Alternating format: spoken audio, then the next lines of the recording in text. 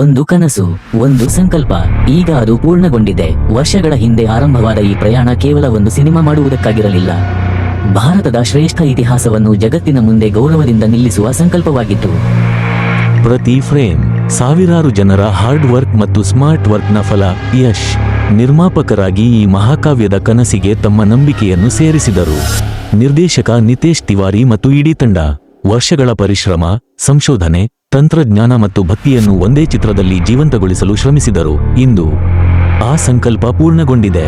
ಇದು ಕೇವಲ ಒಂದು ಸಿನಿಮಾದ ಪೂರ್ಣತೆ ಅಲ್ಲ, ಒಂದು ಜವಾಬ್ದಾರಿಯ ಪೂರ್ಣತೆ.